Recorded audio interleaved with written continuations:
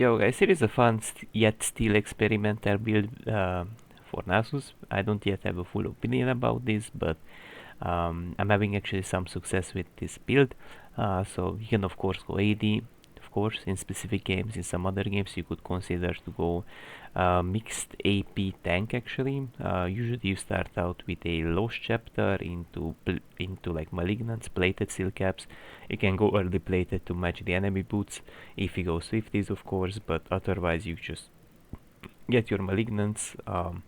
Basically you get your Iceborne Gauntlet after, so you have some physical damage and extra slow, so you can perma stick to people. Then your W comes up, of course. We do have Sunfire, so we have like AoE tick damage from your E, Malignant, Sunfire, Ultimate, and your Ultimate also amplifies the Sunfire's damage because you gain more HP by the way. Jaxo is generally great for armor and more, while also notably your R does actually provide you armor and more, so it does amplify it if I'm correct. Magi, just because we got like a lot of Dark Seal stacks, we got like 24, 22 stacks on Magi. Speed is great, AP is not bad from it for its price, so it wasn't like bad. Of course later on you kinda wanna sell it. I'm having success, and it's not like something I'm just like fooling around like people would say this is just like platinum, you know. I had quite a lot of, okay, like it's a bit more utility based, and you're a bit like you're leaning a bit more towards a tank build with this playstyle, but Ice One would be better, and later on Sunfire would be okay, or Ziggs.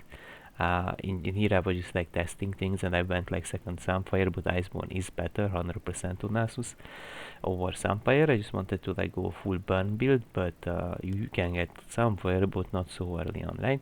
And so even in higher ranks we see Master plus his account is 300 LP Masters. We did actually succeed with this build, even though we had like only 1 or 2 games.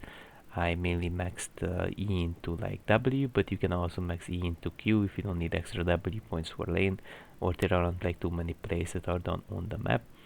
Mainly put emphasis like before in the past, if you guys remember, Nasus R definitely got buffed cooldown wise, and with Malignancy you have 45 cooldown in total. You reduce your R by that amount, plus Ionian Bloods, plus like what not cooldown runes you have, right? And that means your R becomes very spammy, so Malignancy is quite often applicable whenever you can. Your E does pressure in lane, especially if you get to only ECS. Mainly Lost Chapter does provide you really good amount of mana, so the not only the burn passive itself, but generally the item and its components are just great. Just because Lost Chapter gives you mana to poke, utilize W more often defensively, offensively, so people stay in the tick. Obviously you're gonna get like more Qs done in lane because you have lots of mana from Lost Chapter, so you can stack. The cooldown is great, so the component itself is not bad. It's especially good into matchups where you mainly wanna like eat poke, and that's how basically you win the lane against low sustained champs. People that been watching my stream, they know what I'm talking about. In general, people that check the spreadsheet wherever I went for the AP build, and people usually go D-Blade because they don't assume when you go phase rush that you're gonna go for an E-poke build, so they don't even get D-shield. And so this build's allowance is like a bit different, right? Because you're still gonna have some Q damage, you're still gonna stack, but basically you're gonna have like a lot of AoE magic damage. But make sure if you go in with or everything, don't basic attack, stick to the enemy champion perma Q, because that way you can apply the most amount of like AoE from your R, Sunfire, you know, Malignance and these items. So don't basic attack, that's like very very bad. Unless you basic attack kill someone, of course, or people are like too hard slowed by your W, that can be also fine, but generally don't basic attack whenever you can, because even sidestepping a CC would be better, right?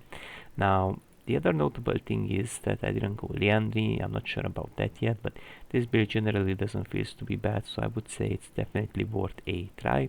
See how it feels like if you want a new experience with Nasus. As I said, it's an Emax oriented build. You don't wanna put only 3 points in it, you can actually max it out. Then aim to like max your Q, of course. I would say 10 less W.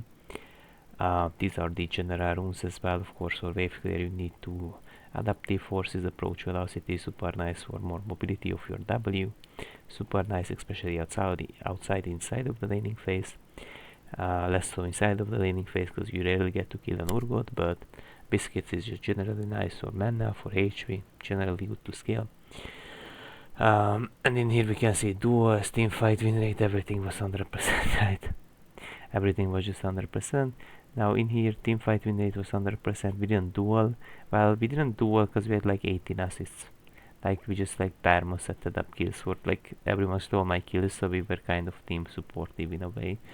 So we're kind of like a tank AP champ with this playstyle, right? But we see like team fights are quite good in general with this build. It just kind of like pushes towards you towards like more spell casting, more magic damage, cheaper items because these are cheaper than like Sojin and whatnot. Trinity Force, those are very expensive items, so you can get earlier spikes to snowball faster as an example. So that's also like notable to point out because often you will not be that high economy, and especially if you don't Emax, sometimes you can't even CS, and if you go Trinity Force you don't have that much mana to stack, you don't have that much mana to utilize EW, so your scaling may be a bit more messy with Trinity Force some games. So yet it's still an experimental thing, but I would tell you guys just try it some games, it's very fun. Nonetheless, this is very fun once you know how to like utilize your kit and how to like play around malignants, knowing your malignants all in and goes, but nonetheless it's very fun and it's worth to try. Now that's it for now, guys. Tell me in the comment section if you had like some successful or less so successful experiences, and we can have some type of civil discussion. So that's it for now, guys. Have a nice day.